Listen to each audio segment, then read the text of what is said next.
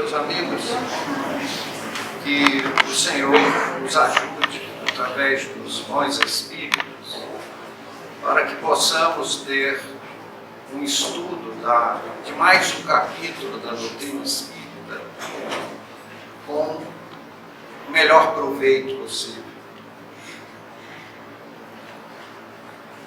Não faz muito tempo eu li numa revista espírita uma publicação em reprise de um artigo de um jornalista do Rio de Janeiro, publicado num dos grandes jornais daquela cidade.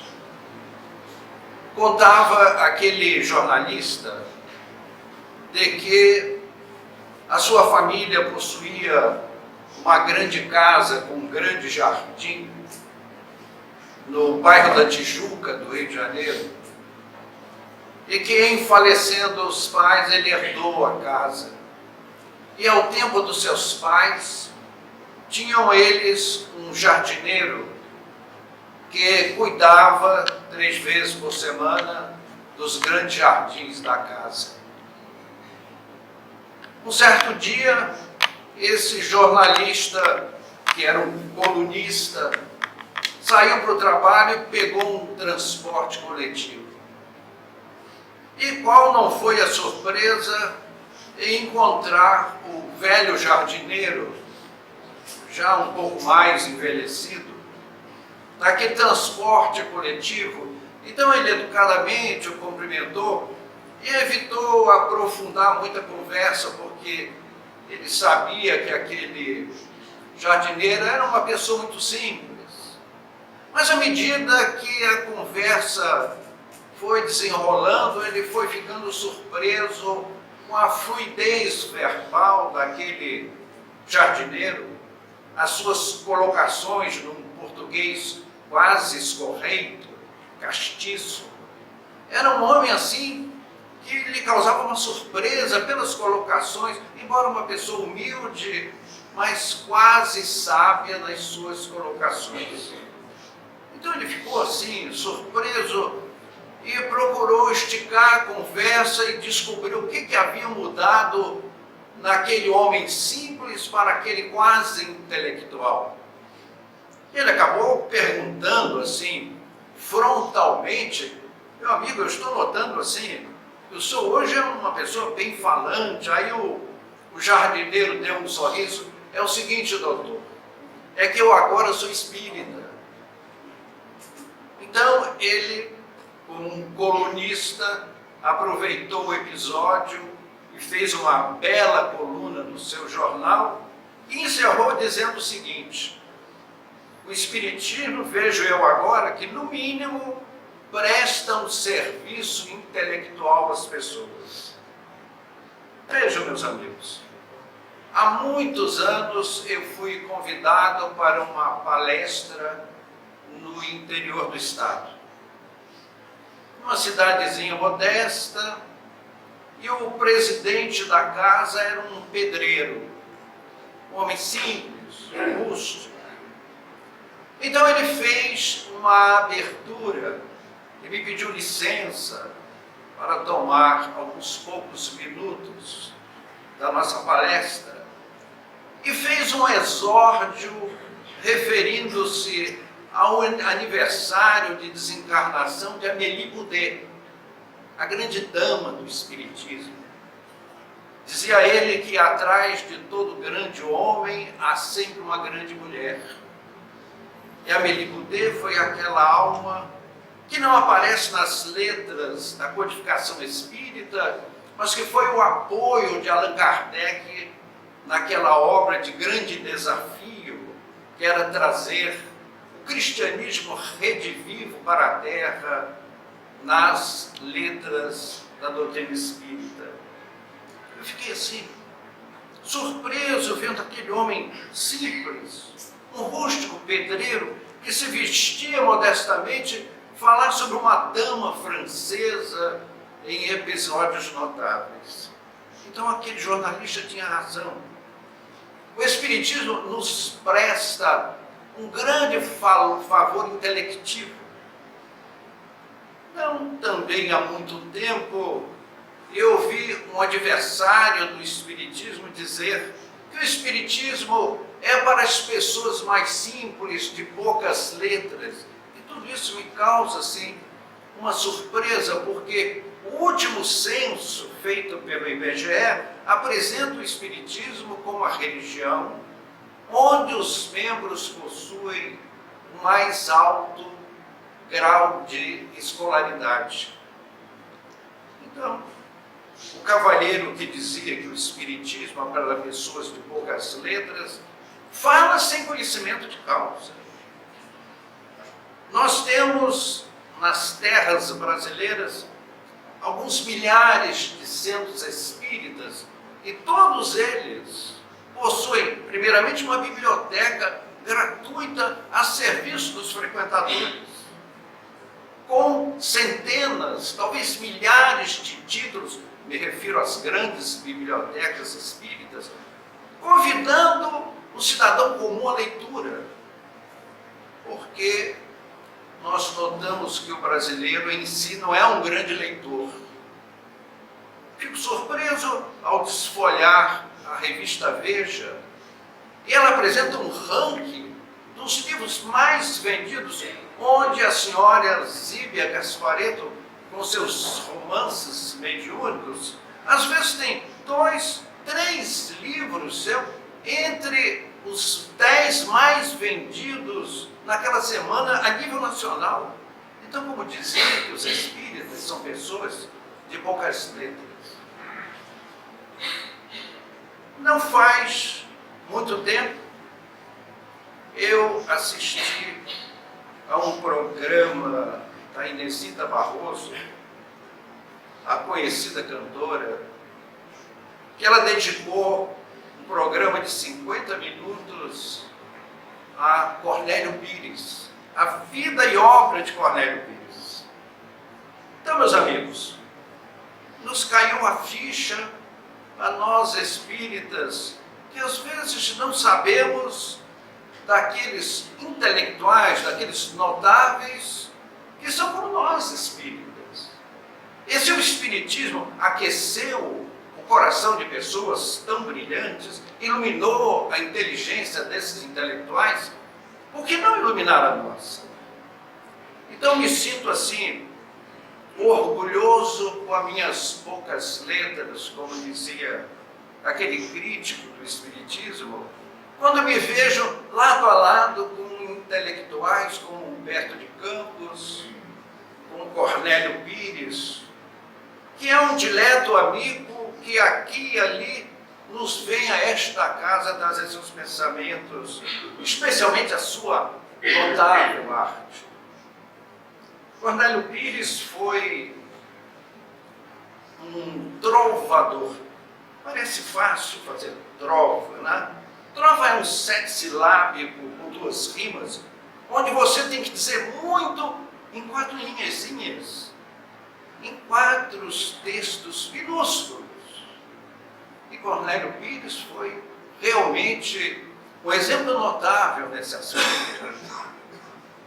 Ele foi aquele cidadão que inaugurou uma era nas letras culturais do nosso Brasil. Foi aquele indivíduo, aquele observador arguto, que foi procurar o caboclo lá das prenhas do mato e colocar nas estantes das academias. Não existia a música caipira, não existiam as duplas, as violas, as sanfonas. Não fosse Cornélio Pires. Foi ele que descobriu esse filão de mercado e nos trouxe admiravelmente o pensamento do homem do mato, numa filosofia jocosa, brincalhona. Cornélio Pires nasceu no interior de São Paulo em 1884, em Tietê, e faleceu em Tietê mesmo em 1958, aos 74 anos. Aos 17, em 1901, Cornélio Pires transferiu-se para São Paulo e foi residir com uma tia que era, assim, uma alma nobilíssima, também protestantíssima. E a primeira coisa que aquela dama fez foi colocar na mão de Cornélio Pires, um garotão, um adolescente, um exemplar do Novo Testamento. Ele começou a ler o livro e encantou-se com os ensinamentos de Jesus. Mas não tinha o que fazer, lia o dia todo e rapidamente esgotou aquele Novo Testamento. Então a tia, muito zelosa, aqui está o Velho Testamento. Você tem aí uns 2 meses para se divertir. E ele começou a ler o Velho Testamento e começou a ficar assim, assustado. Todo aquele aparato de doçura dos ensinamentos de Jesus começaram a ficar empalado. E ele disse textualmente: eu busquei o Evangelho e nele tropecei. Ele não conseguia entender como alguém dizia amar até mesmo os inimigos e mandava que se apedrejasse a adúltera até a morte.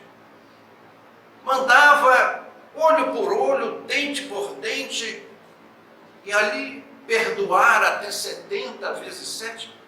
Então, isso foi dando um nó no juízo de Cornélio Pires, e ele começou a se bandear para o ceticismo.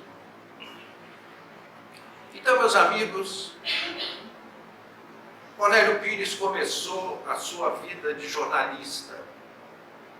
E começou a trabalhar como jornalista iniciante, e um dia assim, meio adoentado, ele foi à farmácia tomar uma injeção.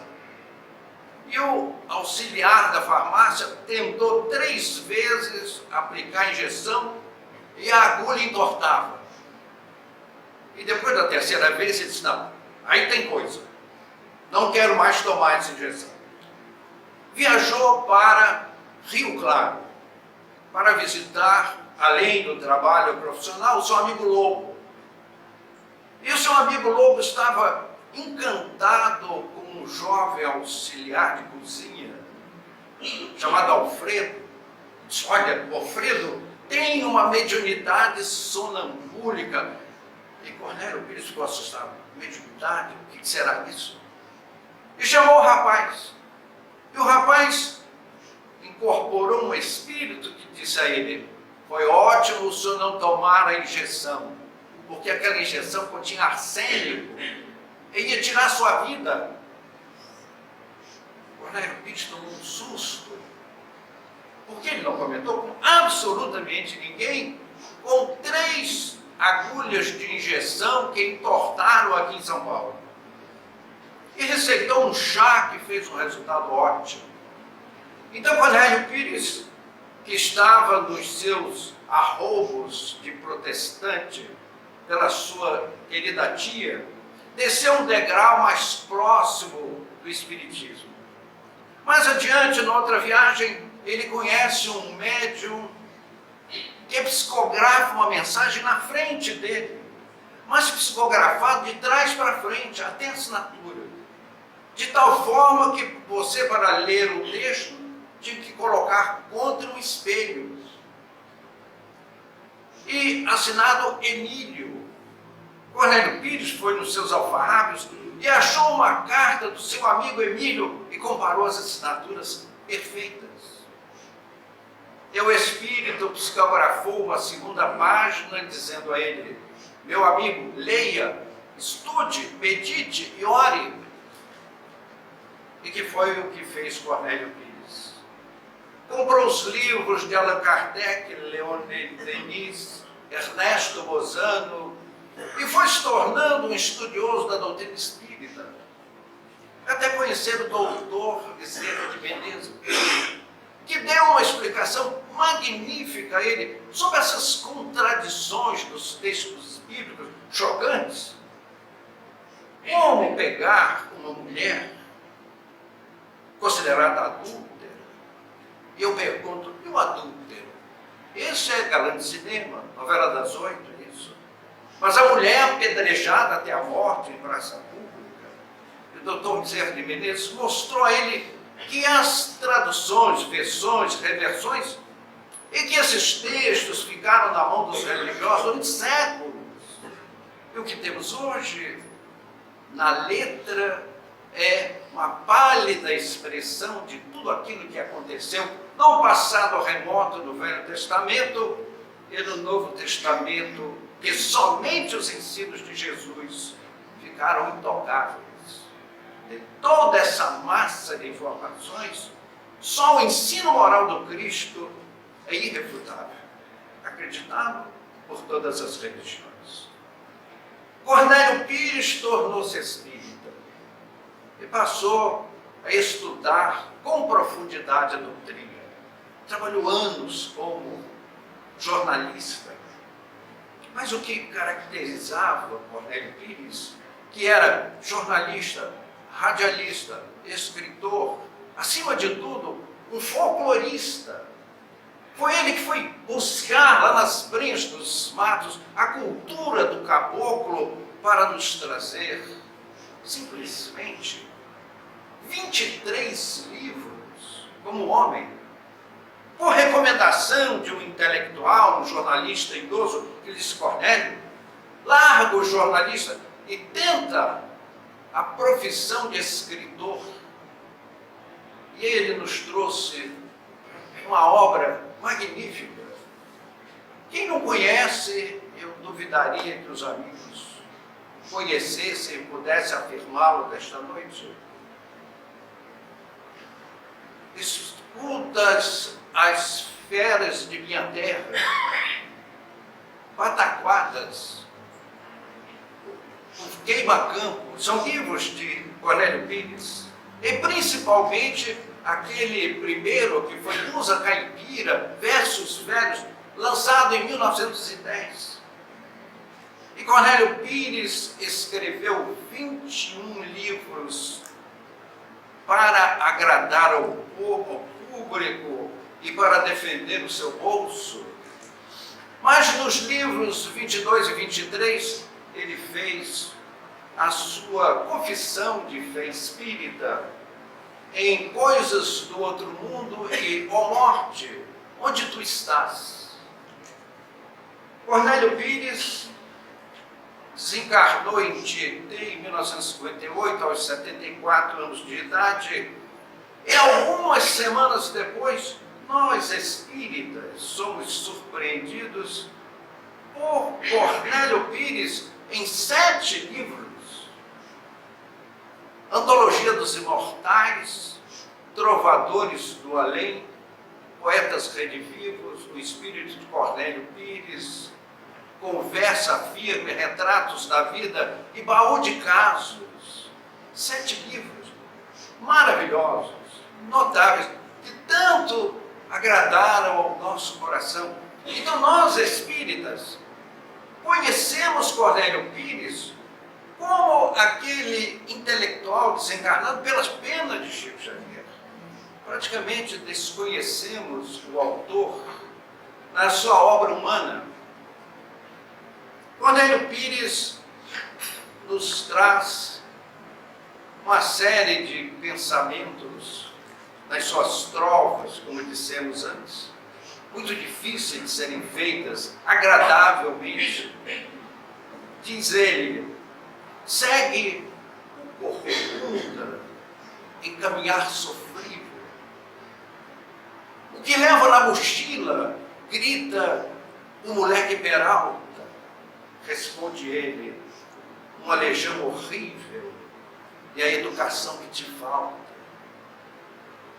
Então nós vamos nos deleitando com o pensamento do nosso ilustre visitante da noite.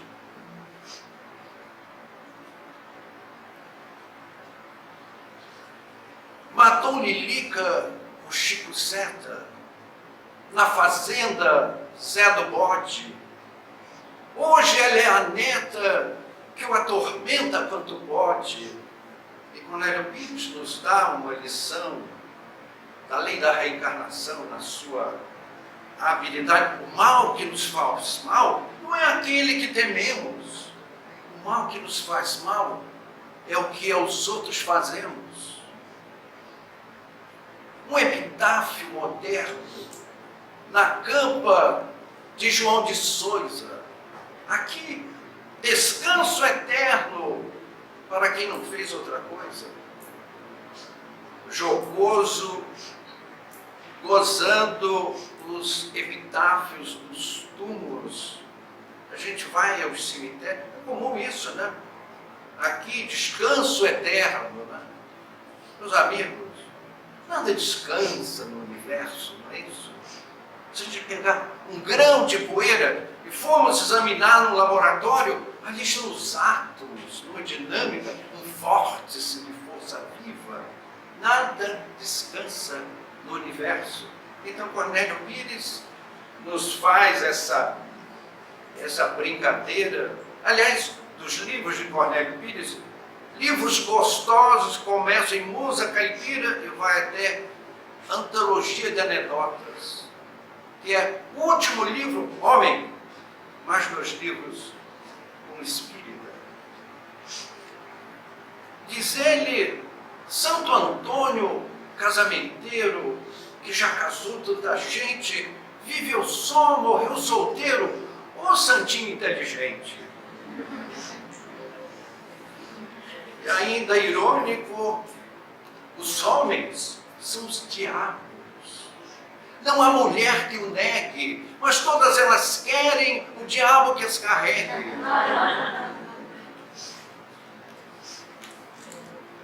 Um caso de morte nos traz Cornélio Pires.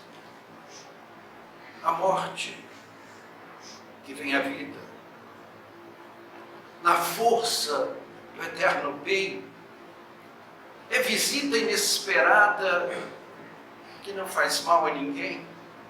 Na pessoa cansada de doença ou provação, ela aparece na estrada por doce libertação.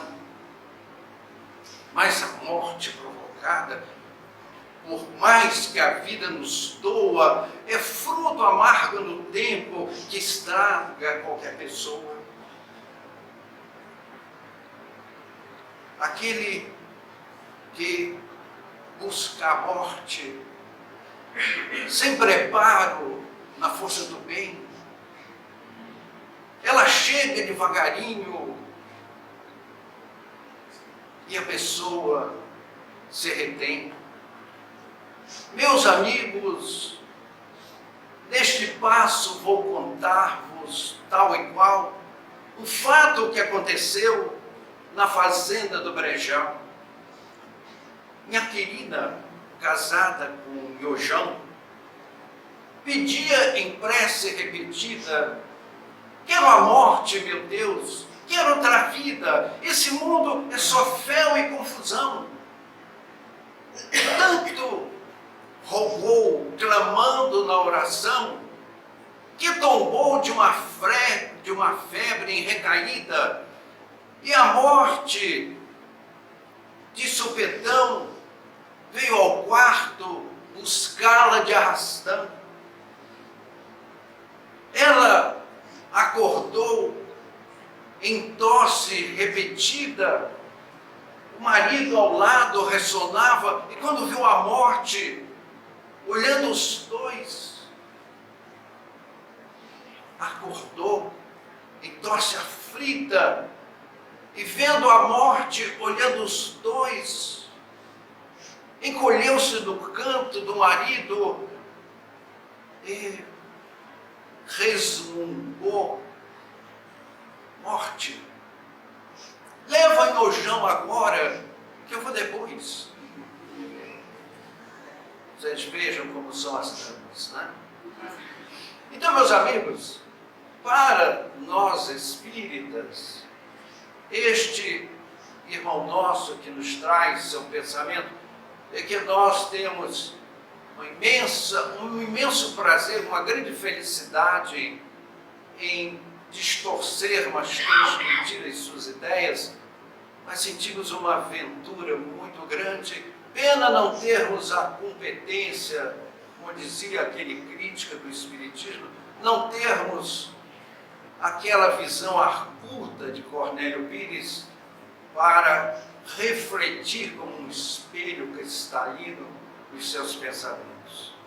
Então, meus amigos, esse nosso querido amigo Cornélio é um intelectual como nós, espírita, um companheiro que cruzou os centros espíritas, que conheceu pessoalmente Bezerra de Menezes, que ilustrou-se na doutrina espírita e nos trouxe a maravilha do seu sentimento, uma alma nova. Como é gostoso ler os livros de Cornélio Pires, que estão aqui na biblioteca da casa.